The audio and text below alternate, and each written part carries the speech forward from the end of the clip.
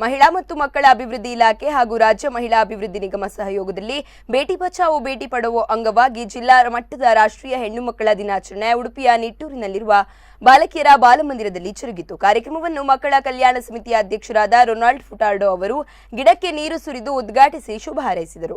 ಬಳಿಕ ಕಾರ್ಯಕ್ರಮದ ಅಧ್ಯಕ್ಷತೆ ವಹಿಸಿದ್ದ ಆರ್ ಶೇಷಪ್ಪ ಮಾತನಾಡಿ, ಮಕ್ಕಳ ರಕ್ಷಣೆ, ಪೋಷಣೆ ಹಾಗೂ ಸರ್ಕಾರದ ಯೋಜನೆ ಅನುಷ್ಠಾನಗೊಳಿಸುವ ಮೂಲಕ ಹೆಣ್ಣು ಮಕ್ಕಳನ್ನು ಮುಖ್ಯವಾಹಿನಿಗೆ ತರಲಾಗುವುದು ಎಂದರು. ಈ ಸಂದರ್ಭ ಜಿಲ್ಲಾ ಮಕ್ಕಳ ರಕ್ಷಣಾಧಿಕಾರಿ ಸದಾನಂದ ನಾಯಕ್ ಸೇರಿದಂತೆ ಮತ್ತಿತರರು ಉಪಸ್ಥಿತರಿದ್ದರು.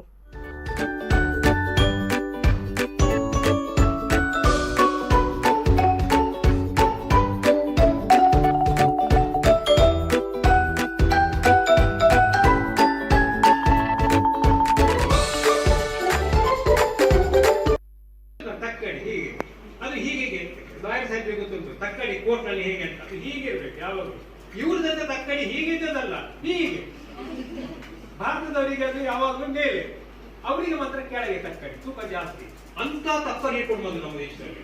ಅವ್ರು ಬಂದು ನಮ್ಮಲ್ಲಿ ಏನ್ ಮಾಡಿದ್ರು? ಅನ್ಯಾಯ ಮಾಡಿದ್ರು. ನಮ್ಮ ಭಾಷೆಯಲ್ಲಿ ಅತ್ರಾಣ ಮಾಡಿದವರು.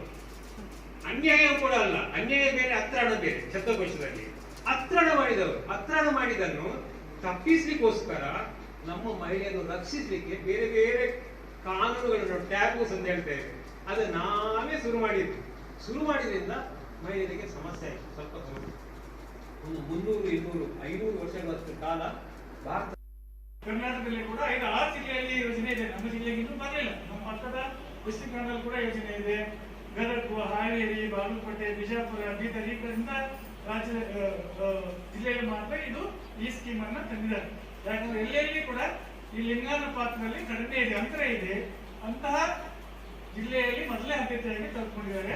ಮುಖ್ಯ ಉದ್ದೇಶ ಅಂದ್ರೆ ಹೆಣ್ಣು ಮಕ್ಕಳಿಗೆ ಪ್ರೋತ್ಸಾಹ ಮಾಡಬೇಕು. ಹೆಣ್ಣು